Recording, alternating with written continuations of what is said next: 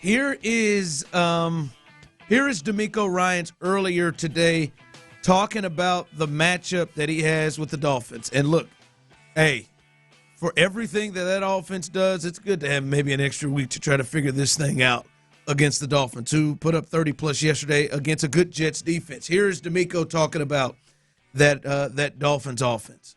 They have so many different snap points, so many different motions that it's hard to just beat in. You can't hone in on just one thing. If you think you have them down, they change it up. Even in the run game, I just think it's a very multiple run game with a lot of movement that, you have to be on it with your eyes. And this will be an elite test for our eye discipline, right? If our eyes are right, then we could be in a good spot to try to put ourselves in position to make a play. But if your eyes are off at all, they have the chance to really hit you with an explosive play.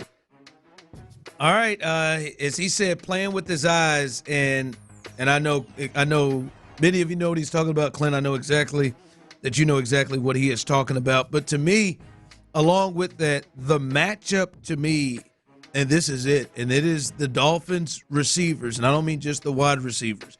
I mean any of the pass catchers versus the Texans coverage, Clint. This to me will be the greatest test that they have had to deal with all season. And let's see what they got. The Chiefs, the Ravens. After this with the Titans. Yeah, I think this is the toughest test in terms of coverage that the Texans will have to face all year. And it's the speed, it's the eye candy to make you look one way, but really trying to go another way, and everything that they do offensively with their receivers, and this is going to be the test. And I would say, Clint, the closest thing they saw was the game against the Packers in terms of the pass catchers that they can bring to the table. But I still think this is a group that is going to greatly test that secondary and pass coverage for the Texans. Oh, I think it's going to be the biggest challenge of the year. Probably not probably to it. I think it's the biggest challenge on the schedule. When you talk about the focal point, like the identity of what the Miami Dolphins do, which is all the eye candy with the different motion. They have several different weapons on the field, not necessarily wide receivers and running backs. These guys are legit weapons and can attack you from anywhere, sideline to sideline. They can run it, they can catch it, doesn't matter. That's their identity. And their quarterback is an absolute perfect fit for what they do. When you talk about the ability to anticipate, the ability to he throws a ball that's extremely catchable. You can literally run through it. It's never going to jump on top of you before you know it. It's not going to surprise you. It's in the perfect spot, and it's one of them balls. It's like catching a roll of toilet tissue instead of a brick. Were you a toilet tissue or a brick? I didn't have the ability to be a brick. I was a toilet tissue, but I did. There was a guy there was a quarterback at Arkansas with me that I refused to warm up with because he threw bricks. It was awful. It was the worst warm up ever. Zero touch. But just when you talk about the ability to anticipate, when you talk about the ability to accurately throw that quick game and that screen game, get the ball out on time, the arm being able to drop into all the different arm slots, and I mean, it is literally what they do is built to play to the strengths of Tua, and Tua's strengths are, it's a beautiful marriage, right? Yeah, we throw the football down the field. He doesn't have the big arm like a lot of these guys have. He has plenty of the ability to throw it down the field, but they really lean into what it is that he does really well and his strengths, and boy, is he ever good at it. I mean, he is a magician with the ball within 10 yards of the line of scrimmage, and it's impressive to watch. It's fun to watch. We always talk about it, like I watching those teams. Two teams play last night, Kansas City and LA, the Chargers. When you look at the quick game, the screen game, even when they're throwing a 5-step or let's say a 10 to 12-yard route, it's a timing route where the ball's out.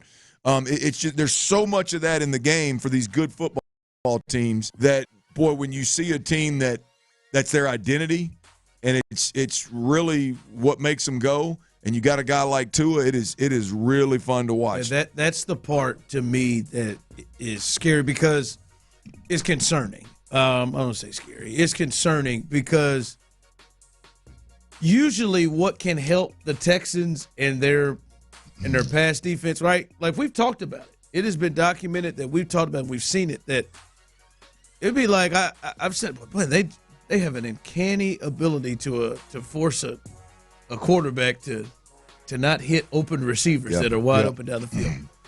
But a lot of it has to do with the pressure that they're able to get. And the thing that makes Miami unique, as you said, the quick game is their identity. This is different than what the Texans will face next week with the Chiefs, and the week after that with the Ravens, and obviously with Will Levis. Like, those guys, they'll give you a chance to get them down on the ground. Mm-hmm.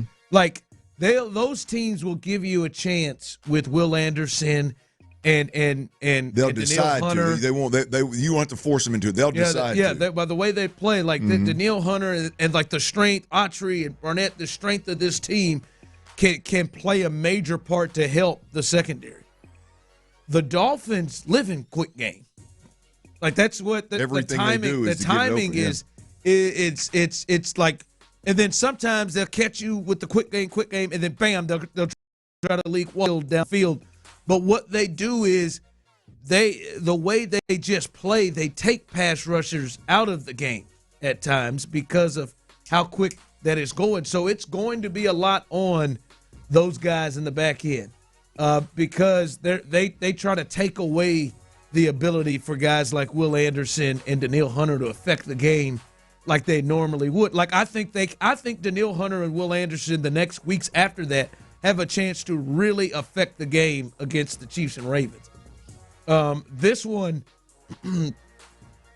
they're going so quick. The ball gets out of Tua's hands by design so quick in those dropbacks that it's going to be a lot on the secondary to have to defend it. Well, it's interesting because I think if you look at the games where the Texans defense, or even the moments when the Texans defense has done their best work, it's been like bringing the pressure, take away the quick game, and you're taking a risk of them throwing the football over the top. Now, the majority of quarterbacks the Texans have played have missed those over-the-top throws, and so it hasn't hurt them as much. Now, it did obviously a couple of times against the Titans, and it has a couple of times throughout the year. So my point in saying all that is like the strength schematically of the Texans is to squeeze those quick throws and not give the easy quick throws, force the quarterback to hold it so that pass rush can get home. It's going to be strength on strength, right? Or is all the window dressing and motions and picks and all this kind of stuff, is that enough for the Dolphins and Tua to stay out of trouble and keep him from getting hit? Or do they eventually get into the mode where they have to, now they're squeezing us so tight, we got to throw the football over the top. And at that point in time, can they hold it long enough and can Tua get the ball there? It really is what the Texans do well schematically. What they by in theory, what they do is squeezing those quick throws is exactly what Miami wants to do. So you wonder, strength on strength, how good of a matchup is that? I mean good as in entertainment value for us. That's going to be a fun watch. Yeah, I think they gotta be really, and they're equipped to do this. I think, which is a good thing for this. I think to me they gotta be really physical. Texans, yeah. I think to me, like Kamari can't play on his heels. To me, I think he's got to come up and just get hands on them within the first 5 yards. If he's getting matched up with Waddle and everything, because to me, making him play on his heels, I mean that's a concern because he's gonna have to play. Like to me, that's what I think is you got to play how they're going to get the ball out quick. We'll get physical and knock them off their routes and mess up the timing. To me, that's got to be the route. And Kamari Lassiter's shown to be able to do that. And this has to be one of those games where Derek Stingley is special Derek Stingley.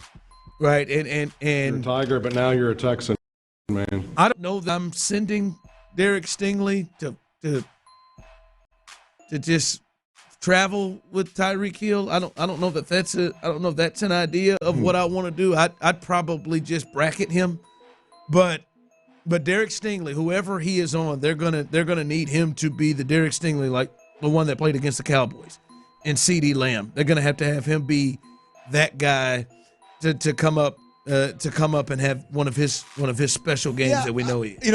I think this is a good question. I think this is more of a stay